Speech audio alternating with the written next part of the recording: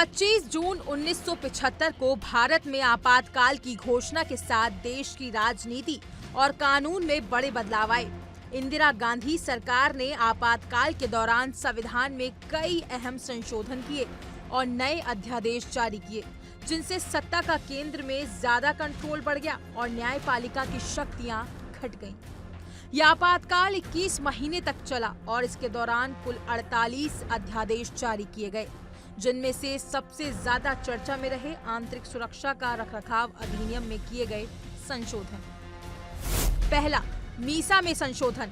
इंदिरा गांधी सरकार ने आपातकाल के दौरान मीसा अध्यादेश 4 बार जारी किए। ये अध्यादेश प्रशासन को बिना किसी वारंट के लोगों को गिरफ्तार करने का अधिकार देता था। इसका इस्तेमाल सरकार ने अपनी राजनीतिक विरोधियों को गिरफ्तार करने के लिए किया। दूसरा, संविधान में बदलाव। आपातकाल के दौरान संसद ने संविधान के कुछ हिस्सों में भी बदलाव किए।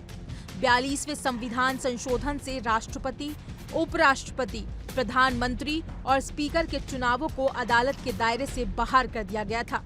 इसके अलावा संविधान की प्रस्तावना में समाजवादी, पंथ निरपेक्ष और अखंडता शब्द भी जोड़े गए।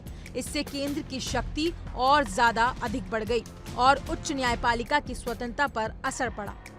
तीसरा, लोकसभा के कार्यकाल का विस्तार।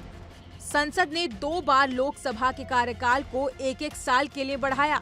1976 में एक विधेयक पारित किया गया, जिसके तहत लोकसभा का कार्यकाल 1 साल बढ़ा दिया गया। इस दौरान विपक्षी नेता जेल में थे, जिससे सरकार को संसद के फैसले जल्दी पास करने में मदद मिली। चौथा, चुनाव विवादों पर अध्यादेश।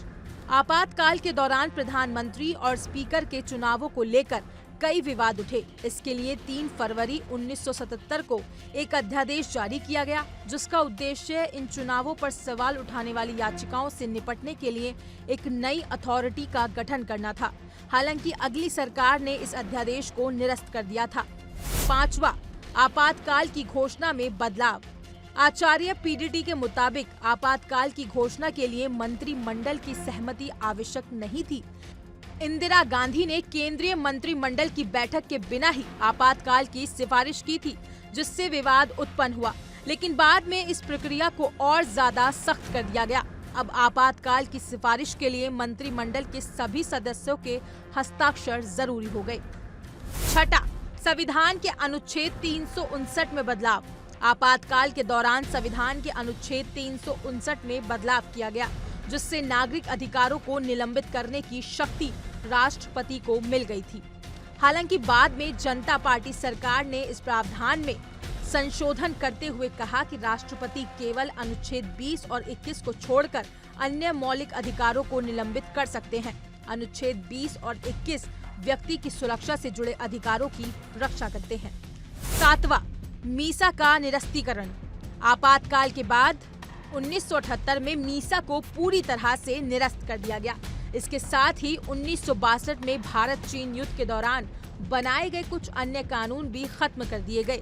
हालांकि संविधान की प्रस्तावना में किए गए संशोधन और कुछ मौलिक अधिकारों के साथ साथ मौलिक कर्तव्यों को अब भी लागू किया जा रहा है।